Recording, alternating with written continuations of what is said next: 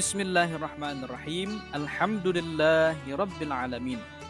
Wassalatu wassalamu ala rasulillahi wa ala alihi wa sahbihi ajmain. Alhamdulillah, insyaAllah murid-murid yang dirahmati Allah subhanahu wa ta'ala sekalian, insyaAllah hari ini kita akan masuk dalam bab yang baru, bab yang ketujuh. Tajuknya ialah kesantunan dakwah Rasulullah SAW, Pendidikan Islam tingkatan 2 pada muka surat 39. Jadi sila pastikan Anda bersedia sebelum Anda menonton video pembelajaran ini. Kita pergi kepada isi kandungan apa yang akan Anda belajar dalam bab yang ketujuh ini. Yang pertama, membaca ayat dengan betul dan maksudnya.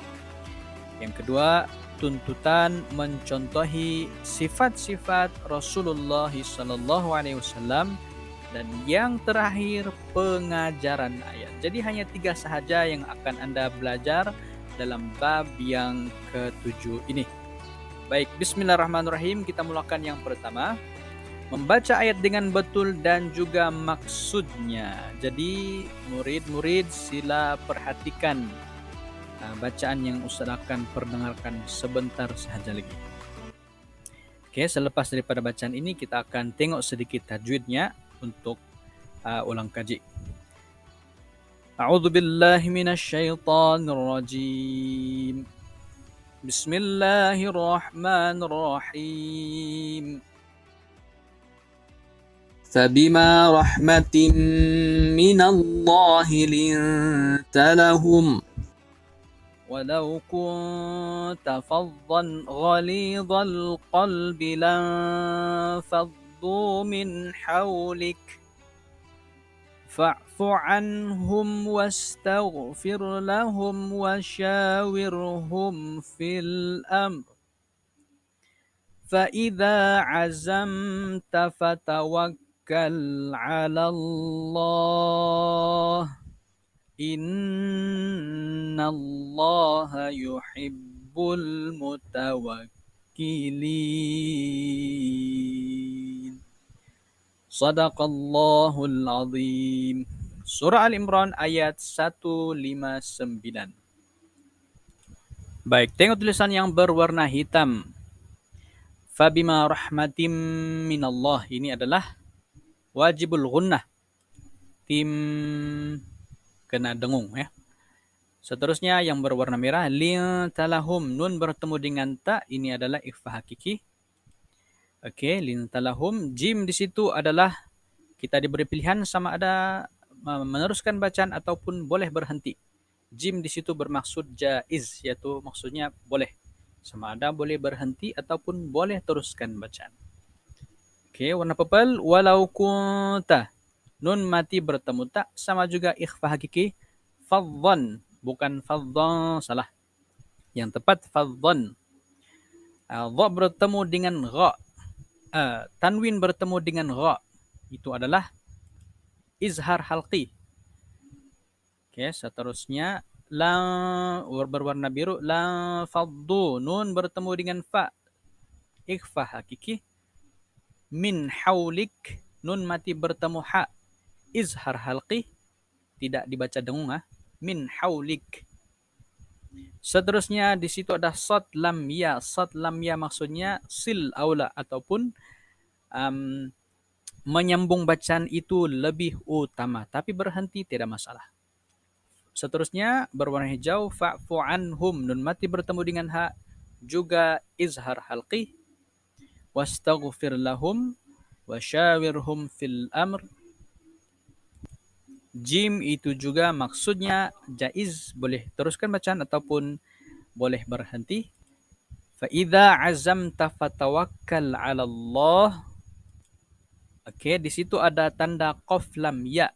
Maksudnya qif aula. Qif aula maksudnya berhenti itu lebih baik. Oke, tapi teruskan bacaan tidak masalah. Tapi yang lebih baik adalah berhenti. Inna di sana dengung. Innallah yuhibbul mutawakkilin. Jadi itu adalah sedikit sebanyak tentang ulang kaji bagi tajwid yang telah Anda pelajari. Baik, kita pergi kepada maksud ayat. Kita akan tengok maksud setiap ayat yang Ustaz bacakan sebentar tadi. Baik, yang pertama, fabima rahmatim minallah. Maksudnya, maka dengan sebab rahmat yang melimpah-limpah dari Allah kepadamu, wahai Muhammad. Lintalahum, engkau telah bersikap lemah lembut kepada mereka, yakni para sahabat dan pengikutmu. Walau kunta faddan ghalidhal qalb, dan kalaulah engkau bersikap kasar, lagi keras hati. Lan faddu min haulik, tentulah mereka lari dari kelilingmu. Fa'fu anhum wastaghfir lahum, oleh itu maafkanlah mereka mengenai kesalahan yang mereka lakukan terhadapmu, dan pohonlah ampun bagi mereka. Wasyawirhum fil amr, serta bermusyaratlah dengan mereka dalam urusan peperangan dan keduniaan itu. Fa'idha azamta fatawakkal 'ala Allah, kemudian apabila engkau telah berazam sesudah bermusyarat untuk membuat sesuatu, maka bertawakallah kepada Allah. Innallaha yuhibbul mutawakkilin, karena sesungguhnya Allah mengasihi orang yang bertawakal. Jadi secara ringkas, ayat yang Ustaz bacakan tadi menerangkan tentang suruhan kepada baginda sallallahu alaihi wasallam supaya bersikap lemah lembut kepada para sahabatnya, dan Allah SWT terangkan kesannya apabila berlaku kasar dan keras hati kepada mereka. Seterusnya juga diterangkan tentang suruhan untuk bermesyuarat, berbincang terhadap urusan keduniaan ataupun urusan yang berkenaan dengan peperangan. Dan akhir sekali Allah Subhanahu wa taala memerintahkan kepada baginda sallallahu alaihi wasallam untuk bertawakal sesudah bermesyuarat. Baik, kita pergi kepada yang berikutnya, tuntutan mencontohi sifat-sifat Rasulullah sallallahu alaihi wasallam.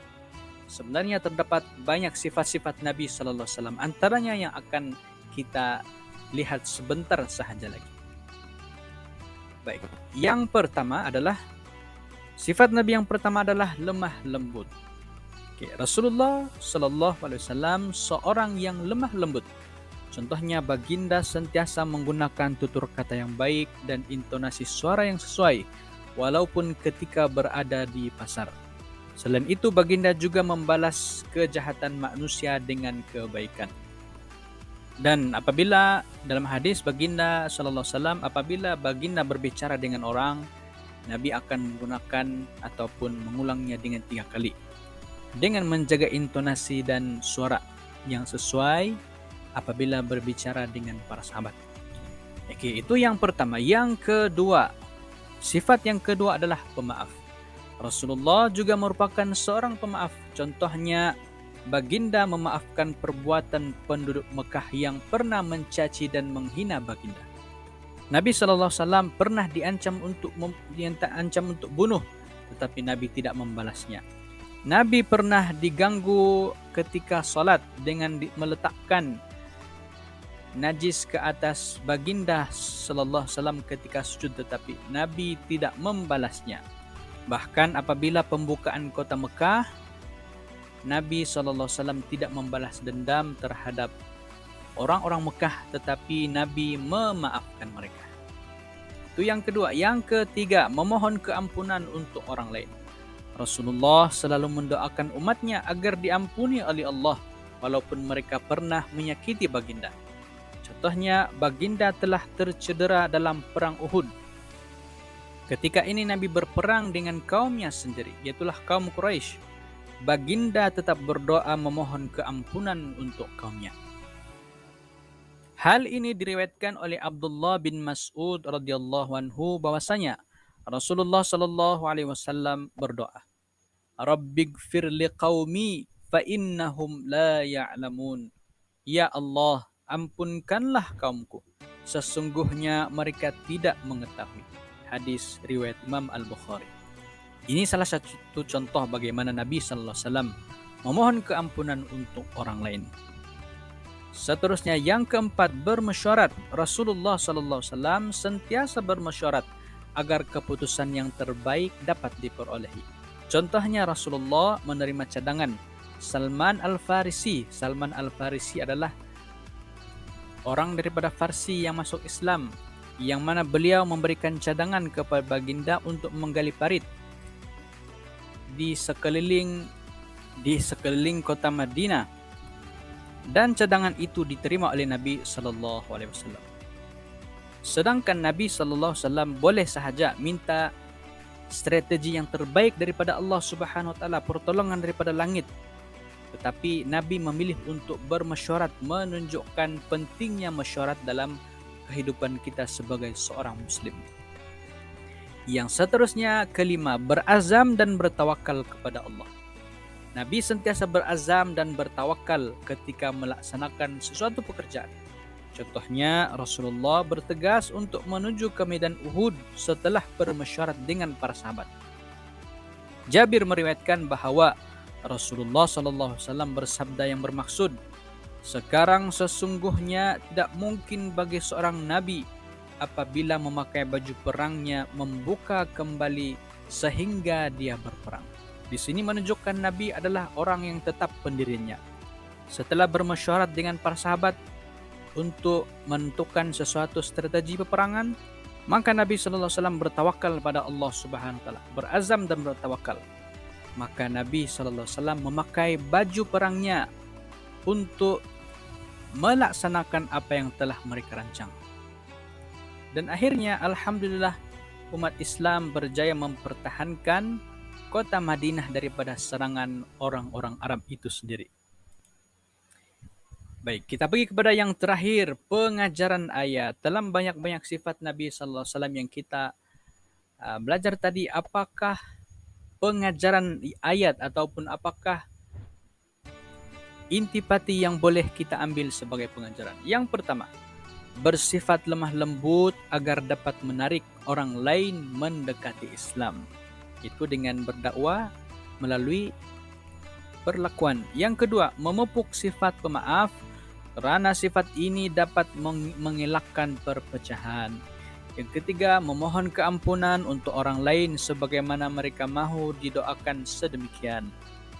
Yang keempat, mengamalkan mesyuarat dalam organisasi agar keputusan terbaik dapat dicapai sebagaimana yang dibuat oleh Nabi. Maka mereka mendapat keputusan yang terbaik, dan alhamdulillah berkat dengan bantuan Allah SWT, strategi itu berjaya mengalahkan pihak musuh. Yang kelima, berazam untuk melaksanakan segala keputusan mesyuarat yang telah disepakati. Dan yang keenam, bertawakal kepada Allah kerana hanya kepada Allah diserahkan hasil daripada segala usaha yang telah dilakukan. Ialah bila kita berbincang dalam strategi peperangan atau apa-apa sahaja perkara, akhir sekali kita mesti bertawakal pada Allah. Inilah usaha kita, inilah buah pikiran kita, dan moga-moga Allah Subhanahu wa taala memudahkan urusan selepas daripada perbincangan ataupun mesyuarat yang dibuat. Dan seperti itulah yang dibuat oleh Nabi sallallahu alaihi wasallam. Nabi tunjukkan kepada kita cara melakukan sesuatu perkara dengan stepnya adalah mesyuarat, perbincangan. Setelah itu berazam, bertawakal, serahkan kepada Allah Subhanahu wa taala. Bukannya terus buat tanpa ada perbincangan, tanpa ada usaha.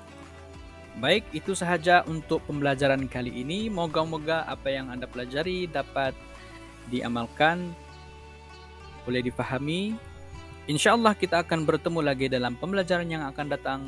Aqulu qouli hadza wa astaghfirullahal azim li wa lakum. Assalamualaikum warahmatullahi wabarakatuh.